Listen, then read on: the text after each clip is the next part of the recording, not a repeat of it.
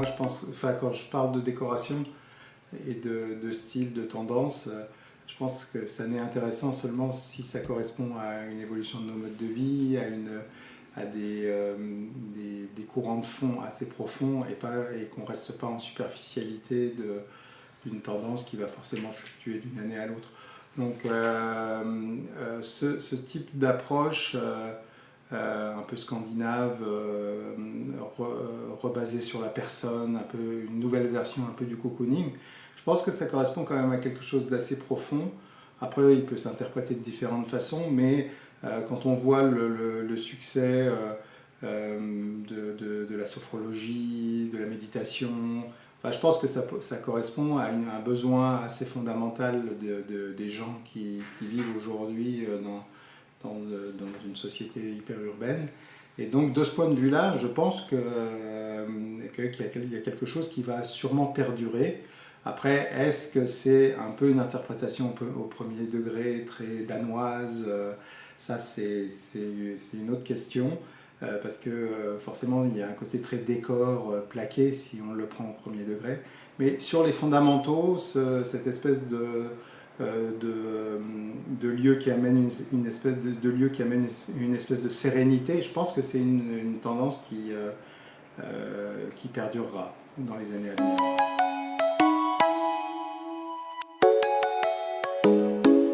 Alors déjà justement quand on parle de tendance, est-ce qu'on parle juste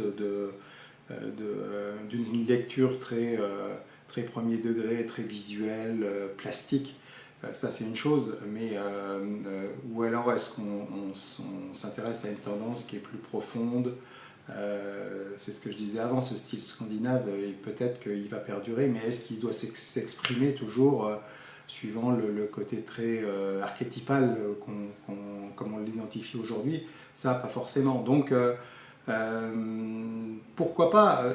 Pour moi, c'est pas contradictoire avec l'émergence d'autres choses. Le style d'art déco, déjà, en fait, c'est quelque chose qui perdure, qui a toujours perduré, d'avoir des réminiscences art déco. Quand Stark il a fait son premier café, le café Coste, il avait déjà une tendance art déco, donc on voit. À cette époque-là, voilà, il était inspiré par ça. Le style art déco, en fait, déjà, il s'exprime de façon tellement différente entre un Mel Stevens assez épuré, puis un Ruhlmann très opulent. Donc, c'est un style, c'est assez drôle. Il y a une espèce de permanence et d'émergence constante un peu de ce style-là. Il a justement l'avantage de pas arriver comme une vague de fond et être hyper à la mode à un moment donné, mais c'est comme s'il n'était jamais enterré. Et donc par rapport à ça, voilà moi comment je l'interprète. Après le côté années 70, mais encore une fois sans être en opposition finalement avec cet art de vivre un peu scandinave. Le côté années 70, j'y crois assez, moi, mais plutôt en petites touches.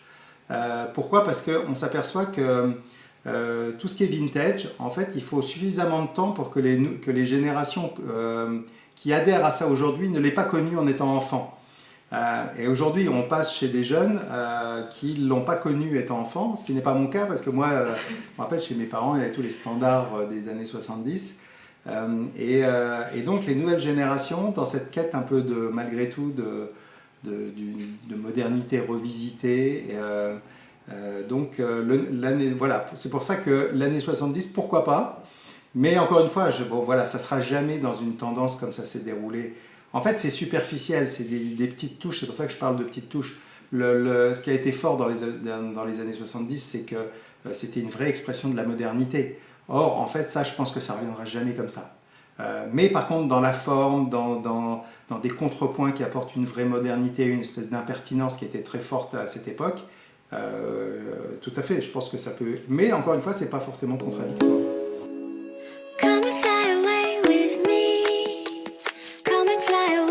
Moi, je pense que là, c'est aussi une expression de notre époque. C'est-à-dire que ça, c'est une expression de notre époque.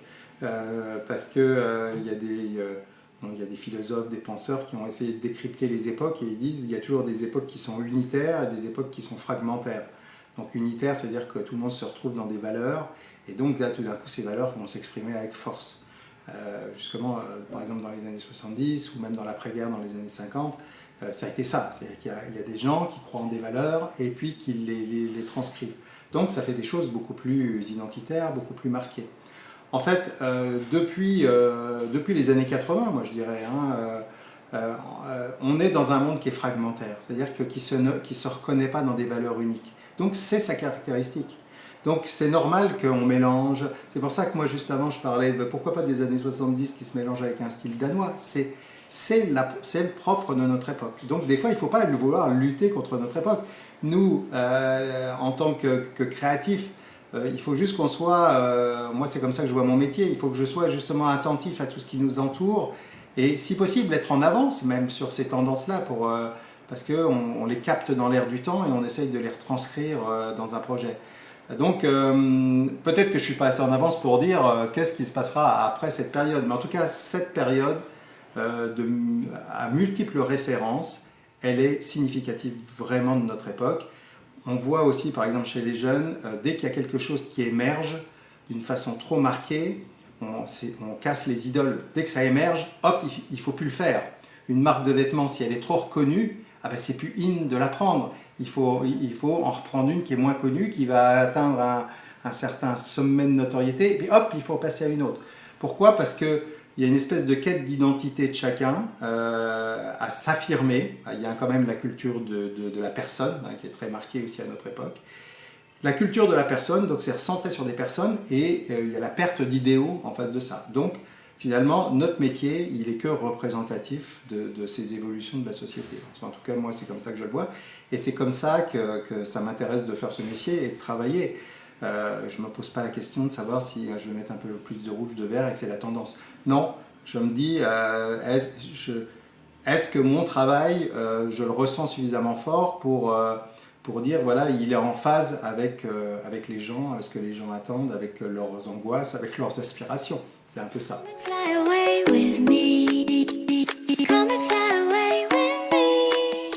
Alors, par rapport à cette question qui est là aussi qui est quand même assez précise, moi je pense que je viens de dire tout à l'heure, juste avant, qu'il n'y a pas de grands idéaux et donc les références sont multiples. Mais je pense quand même qu'il y a quelques émergences qui peuvent nous orienter peut-être sur justement cette année et peut-être même les années à venir. C'est quand même la nouvelle quête environnementale quand même. Et je le vois même dans mes projets, par exemple, on parle de plus en plus de biophilie, c'est-à-dire du bien-être en gardant un rapport avec la nature. C'est-à-dire qu'on s'aperçoit que les gens ont besoin de rester proches de la nature.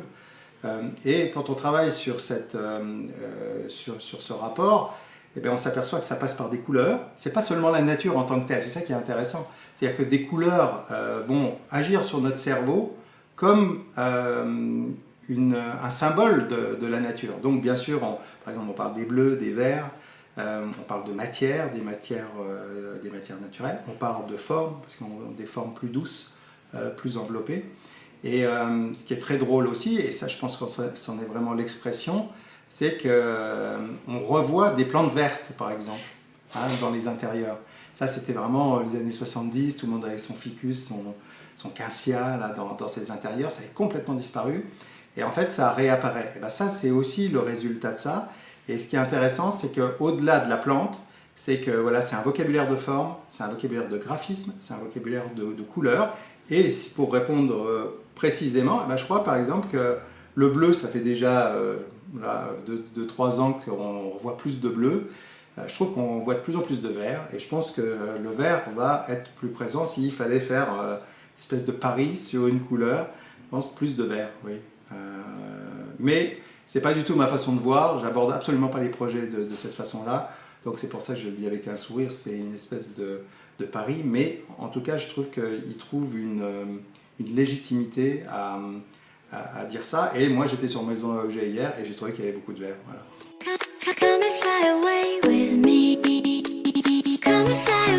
Alors moi, si je devais juste dire une chose sur mon travail, c'est que j'aime pas les choses surécrites. Il y avait une de vos confrères qui m'avait dit dans vos projets, il y a un côté ligne claire en faisant le parallèle à la bande dessinée où où la ligne claire existe, mais au-delà de faire un parallèle trop rapide, c'est-à-dire que en fait j'aime que les choses soient à leur place, voilà, que ça soit pas surécrit, qu'il y ait une espèce d'équilibre comme dans la littérature où le bon mot doit être... Il n'y a pas besoin de traducteur et vous avez une pertinence du mot. Moi, des fois, quand je lis, si l'écrivain est très bon, je dis « Ah, il a trouvé le bon mot pour que la phrase veuille exactement dire avec toute la puissance qu'il faut. » Dans mon travail, c'est ça que je recherche. Peu m'importe l'histoire, ce qui m'importe, c'est de l'exprimer de cette façon-là. Et je dis peu importe l'histoire parce que c'est vrai que bon, j'ai la chance de travailler dans plein de pays différents, de faire des projets. Bon, même si la majorité sont des projets autour de l'hôtellerie, mais c'est vrai qu'on fait par exemple des grands sièges sociaux maintenant où on se pose, qui sont intéressants parce que les gens ont envie de travailler d'une nouvelle façon aujourd'hui. Donc il y a réinventé ce type d'espace.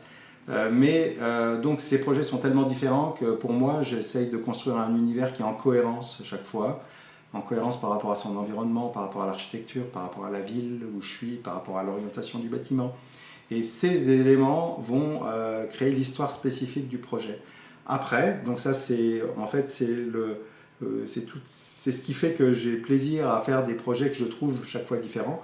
Par contre, le point commun et ce que les gens retrouvent dans mon travail, voilà, c'est cette idée encore une fois, de ne pas surécrire les choses, de trouver les choses au bon endroit, d'essayer de les dessiner correctement, d'aller effectivement jusqu'au bout. S'il faut dessiner le meuble spécifique pour ce projet, on va le dessiner. Et ça, c'est l'avantage aussi justement d'être sur ces registres qui peuvent aller de l'architecture jusqu'au design. Là, en ce moment, on s'amuse à dessiner un chai dans le Bordelais en architecture. Et donc de partir de l'architecture, peut-être de dessiner un luminaire, parce qu'on trouve que ça va donner du sens. En fait, après ce que j'aime bien dans mes projets, c'est justement pour pas être dans la superficialité de la tendance, de la couleur, de tous ces problèmes que je ne me pose pas. Pour moi, c'est que les choix que je fais sur chacun des projets doivent avoir du sens par rapport à ce que j'ai envie de dire sur ce projet-là, et encore une fois par rapport à l'environnement, par rapport à l'architecture, par rapport au fait d'être au Japon, ou d'être en France, ou d'être au Maroc, par exemple. C'est ce qui caractérise mon projet. Alors, c'est pas forcément mes projets, c'est pas ce qui est forcément reconnaissable immédiatement, mais c'est vrai que j'ai été surpris aussi par le fait que des gens voient exactement quand même ce qui relie des projets que moi je trouvais entièrement différents, mais avec un œil.